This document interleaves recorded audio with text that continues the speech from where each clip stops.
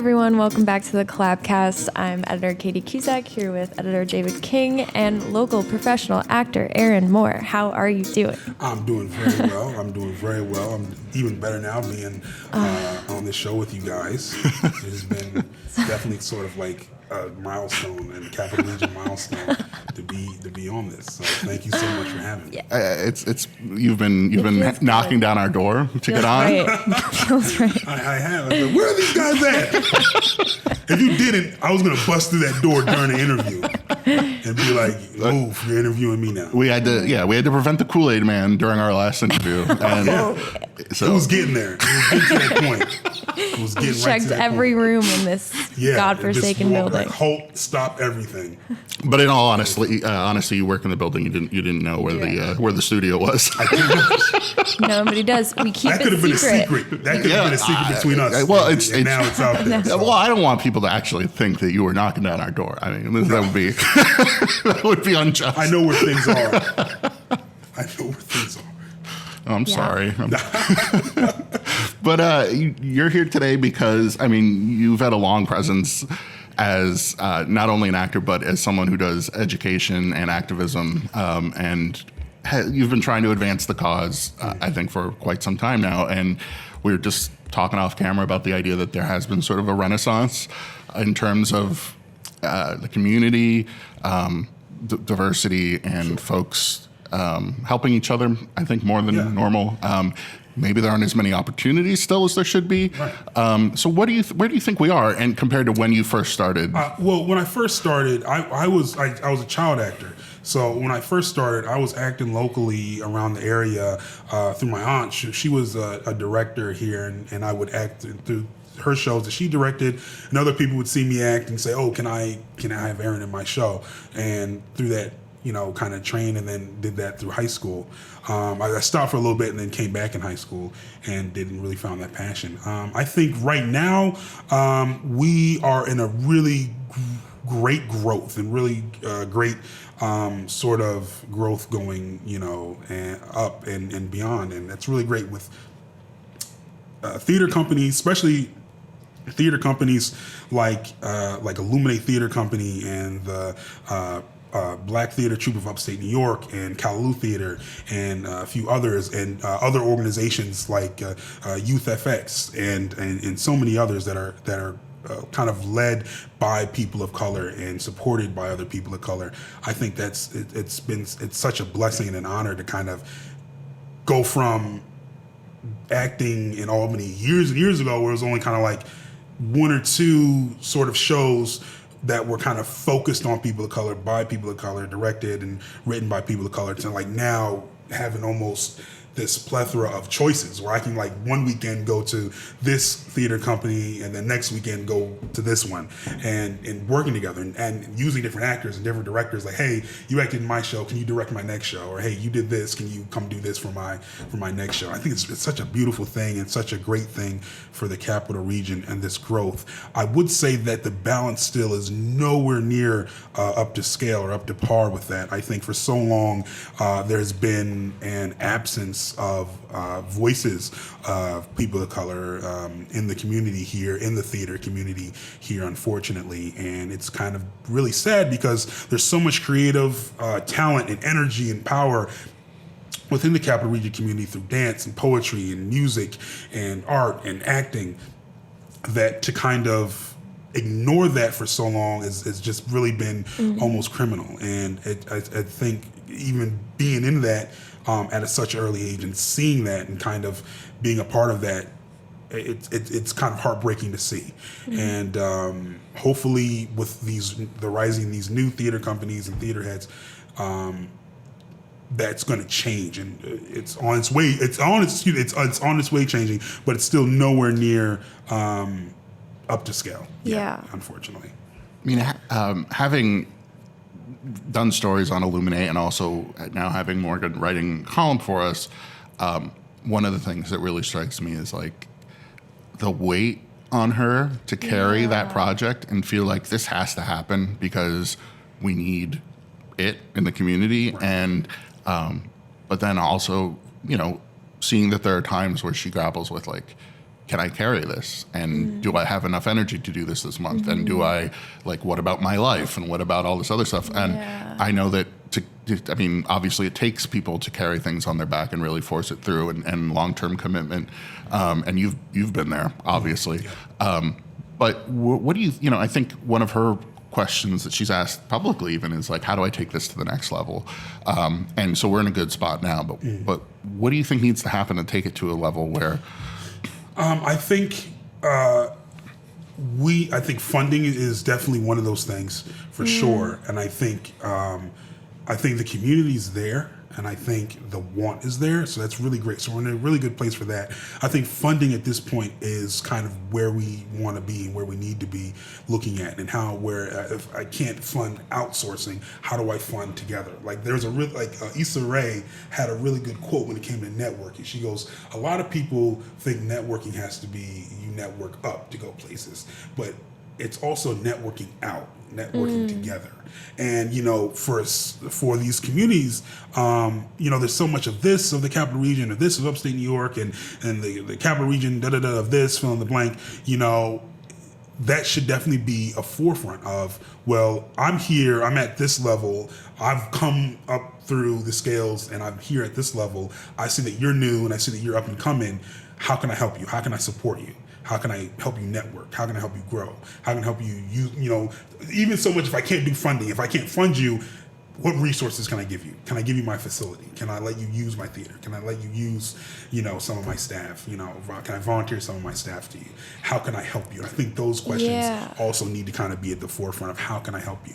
I don't think there's been a lot of that outsourcing from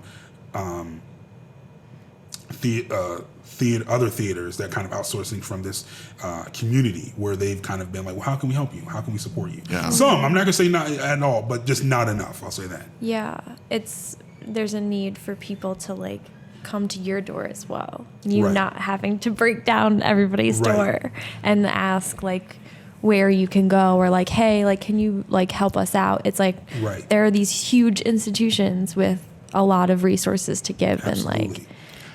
And having written early on in my career here for Metroland and various other places, and obviously growing up reading those papers and being involved in local media, and then going away. I mean, one of my frustrations then was that there wasn't coverage of communities past the everything white that was going on Lark Street, and it was a fight to get anything about artists of color or anyone doing anything interesting that weren't the standard few people. And it changed. When I came back, there had been change, and there's been major progress. You see stories about these people, but at the same time, there's a gap. There's because we know that and I've talked to people about the idea that there's this Ballin from Youth of X, and that there is this sort of ingrained Northeastern sort of racism that's quieter and more insidious in some ways. Oh yeah, absolutely. That there was this unspoken culture of that, where it's well, who are they and what's the audience? They don't, they're not going to read the paper or whatever it is. Oh, that's still. And I can't tell you just from a personal note or from listening to other people's stories. They go, I went to so and so, and the first thing they said, well, our audience wouldn't like that. Or I went to so and so, and they said, well, we don't think we'll get the backing for that, so we're going to pass on that, and we won't do this. But then the same, and throughout, the same way, it'd be like, oh, well, here, help us grow, help us change. We will, help us do this, help us, fill in the blank. So there's been a lot of that, and I think the capital region area is very special in a way because it sort of mirrors the sort of macrocosm of the world, especially the country around us.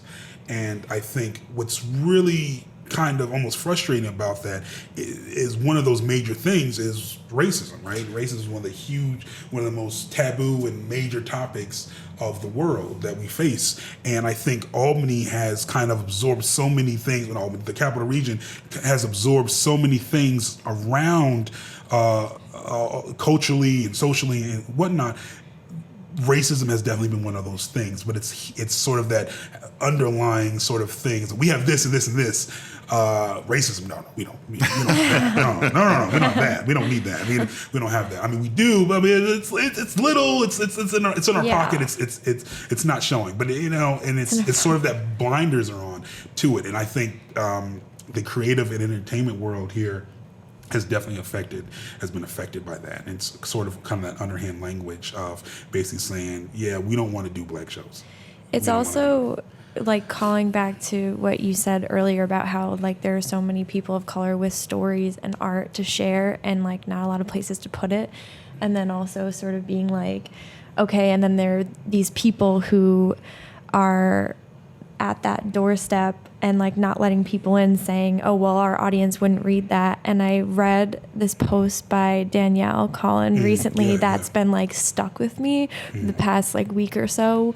And she said, must be nice to write about flowers and have people actually be thinking about flowers and not, other things about like what does it mean? And like, it's not the exact quote because I can't. No, I know. I saw the post but as it's so like powerful because it's like everything that people of color get highlighted for or like talked about, it has to be revolved around their own identity and race. It feels like it has to be about, well, I'm doing this work and carrying that weight and like having this like responsibility on them. And it's like, well, they have other stories too. Right. Like and it's they're almost, creative things to share that are just as interesting and beautiful. We have this like, there's so many things that, so many stories are untold, and so many sort of the stories that are told, so many different perspectives and depths and nuances and different ways of telling it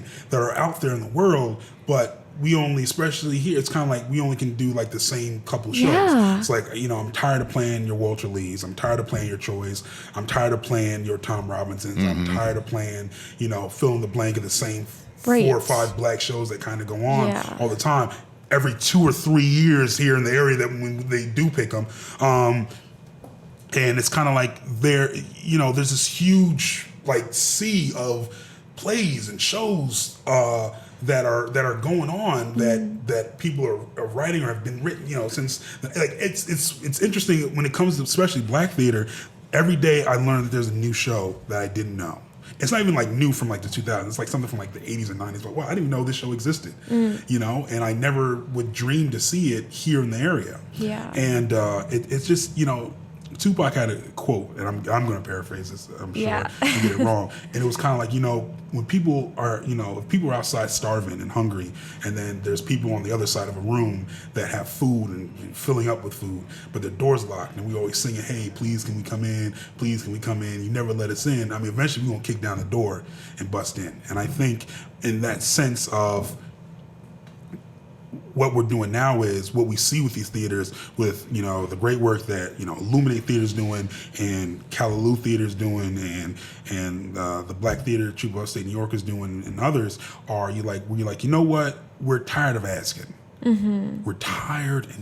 We're just sick and tired of being sick and tired of asking. So what we're gonna do is we're gonna create our own sort of community, and we're gonna do our own thing, and that's what's gonna happen. That's what's happening now, and I think there's gonna be more of that. And I think that's gonna be on the rise. We're tired of asking. Mm-hmm. We're tired of asking, and then we're tired of being asked to make other theaters better. But then our voices don't go anywhere. Yes. I had proving yourself all the time. Right. I just had an interview with Rachel Chavkin from Hadestown, who obviously is a white woman, but she's in town. She was the only female director, obviously, on Broadway this past season, and she won a Tony, and she got up there and was like, this is bullshit, and talked about it being sort of a lack of creativity and imagination on the part of folks whose job is to be imaginative and creative. Right. And what I find interesting is that obviously there are a lot more people from the city coming up and doing staging work here or rehearsing, and she's in town in August, Catskill, for the Lumberyard, doing this piece, the name of which I am not going to get right. Yeah. But essentially, it's about Reconstruction. It's examining Reconstruction through the lens of Gone with the Wind as a Confederate monument. and they've got 20 people, more than 20 people in the cast, and they're also writers, and so they're putting together this very provocative work down there that's forward thinking, has a diverse cast and all, and it'll come and it'll workshop 2 shows and then it's gone. But places like Lumberyard and places in Hudson and more drawing the city audience and creatives, and I do wonder if eventually they're going to start tapping into the talent pool around here. But you say eventually, and that's such a and I lived in the city for about 2 years, and plethora of talent and great talent. I have still a couple friends of mine who are acting and getting gigs and we're on Broadway, and great people. But the eventually is the word that kind of stood out for me. That's such a 2019. It's kind of like eventually, not even fully like such an like. New York State is bigger than New York City. Yeah. Oh, and New York State is bigger than New York City. And I'm not even talking about just that, but just in general, because that happens, right? Yeah. That happens here. It happens. It's like, well, we'll just get New York City, or we'll get New York City actors, or we'll get New York City dancers, and it's like you have this. Like New York State is bigger than New York City, and you have all these people that work their butts off to develop their talent and to work on their skill. And they go to school for it, and they come back to their towns and they come back to their cities, and they go, "Hey, look what I did! Look what I did! Look what I learned! Look what I can do!" And they, people are like, "Oh, that's nice. Well, we're gonna go to New York City." And it's sort of like eventually, it's like, well, I mean, that's the sad part of that. And then again, not for that story, but just in general. Well, I hear that a lot. I think eventually up here certainly applies, and in this, what I guess I meant more of is there's more creativity.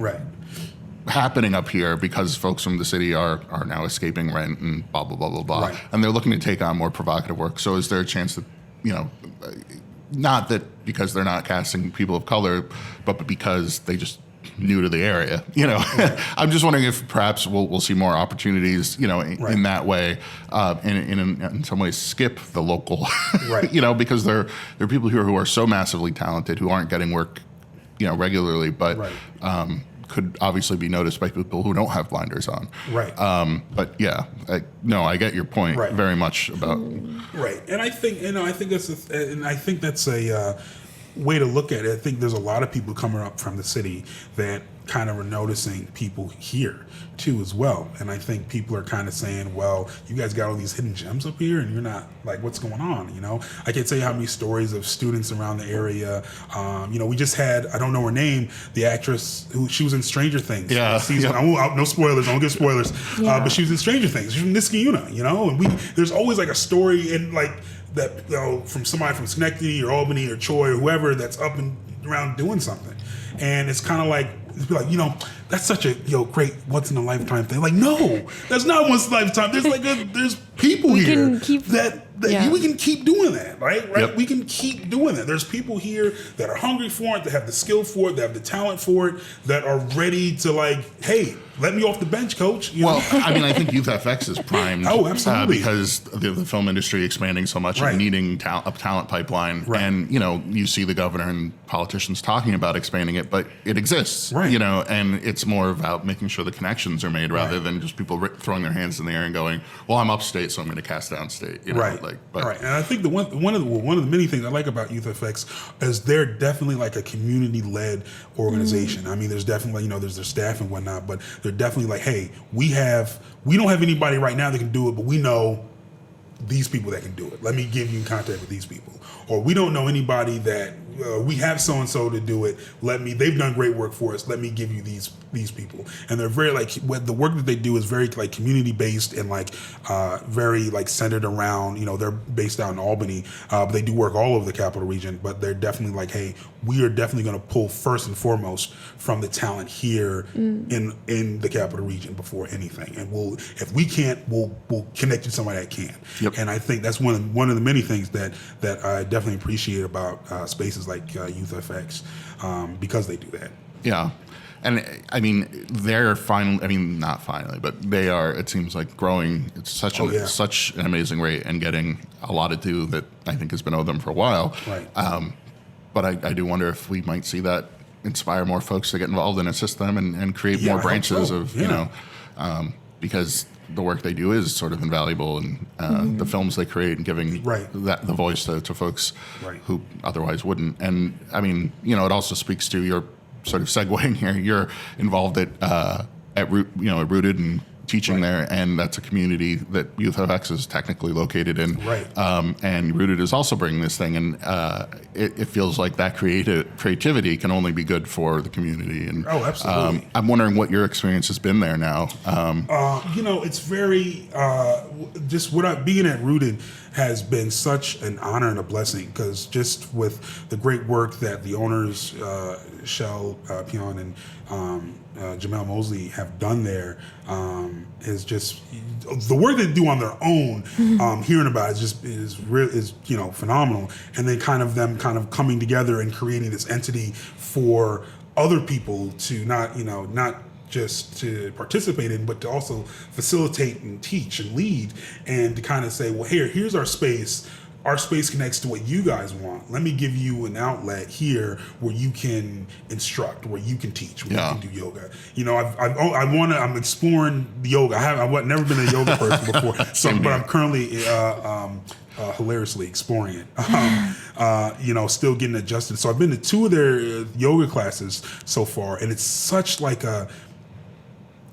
a breathtaking experience to walk in and to see people look like you and to be in this space and to be comfortable in this space. I think if anything, what I've taken out of being at Rooted and working at Rooted is comfortability and openness, and more than anything. And I think that has to be a forefront. And but being there and seeing sort of these healing practices in one form or another, through yoga or tarot reading or intention setting or meditation or my own theater class, and see that, and then also see it led and be mostly made up of people of color, is such a beautiful thing to see. And it's been such an honor to be a part of that journey with them and with everybody involved. Can you tell us a little bit more about your class, though? On Saturdays, currently at the moment at 10 a.m., I teach Stand Up and Act Out, and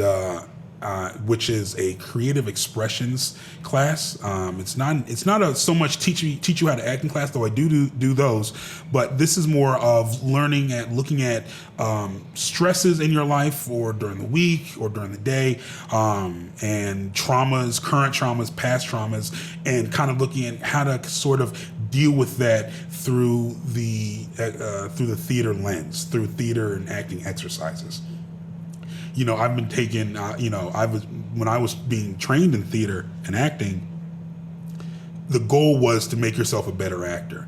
But with those exercises and training activities that we took in, the sort of, I don't want to say symptom, but the sort of aftermath of it is a lot of us became sort of whole and sort of more connected to ourselves and sort of the world around us, and I often talk to friends of mine. They go, wow, you sound really grounded. And I never looked at that. And I kind of was like, yeah, I never think I was, I didn't think I was like that either. And it all mostly due to theater. I mean, some of it was experience, but mostly was due to just sort of knowing how to ground myself and knowing how to connect with myself and stay focused with myself to kind of handle stresses and traumas and things that come up for my own self. A lot of that was through those theater exercises, and sort of I kind of put 2 and 2 together, and then I kind of put that in those classes. So yeah, my class at 10 a.m. is Stand Up and Act Out. It's more of a creative expression class. So I want to make sure people I want to take it, but I don't know how to learn lines. I'm like, no, don't worry about it. You don't have to learn lines. It's nothing like that. We rarely do anything with lines, but it's more of creative expression, professional and personal development through theater exercises. It's really great, and it's really been fun. I've had a lot of sort of, I like to call them aha moments for myself through students that have come in to take it, and to kind of see that it's been such a really great experience, and to kind of see people kind of put 2 and 2 together and make that connection. Wow, I never really thought about that before. Wow, it gave me a different way to look at that. Or oh, aha, okay, and now I see why this really gets me angry, and now I understand why this really stresses me out, because back then so and so and so and so. So it's really great to have this thing that's really been a blessing on my life, and to be able to share that with others and then be there for that reaction. Yeah. It's really interesting the way that people can use like their art form that they connect to the most, and like, because everybody always talks about really like, oh, I do this because it helps me so much, and I feel so good when I'm on stage, or I feel so good when I'm making art in whatever way, and then to use that as some almost like a form of therapy and realize the power in it is like really cool. Right. We just did the HERS project at Albany High School, and I was just an acting coach for that. Yeah. But the sort of leadership and teachers at Albany High School really took the forefront of that. My great friend of mine, Noelle Gentile, she was the director, and we had a student director there too, and that was just being, and I kind of, and to have this written by women, young women, and acted by young women, and directed by young women, was such like a sort of, now that we're kind of in this world with this, a lot of movements are happening, a lot of voices, unheard voices are kind of taking expression and kind of taking the forefront, and which is great to see, and sort of kind of being thrusted in that project willingly and happily, and sort of seeing that right then and there. Usually people kind of see it gradually, but I was kind of like, whoa, this is interesting. But it was such, and I bring that up because it was such an experience to see these young ladies talk about traumas that they've been through, that they've experienced, that their friends experienced, and kind of turn that to a work of art, and using that art, as you said, using that art as a healing method for themselves, and then using that healing method for the people that came to see the show. Right. And for the people that, for the parents and siblings and friends to see the show. And that was one of my favorite, obviously to see the show and see the great work that these young ladies put together, but also to see the reaction that the audience had.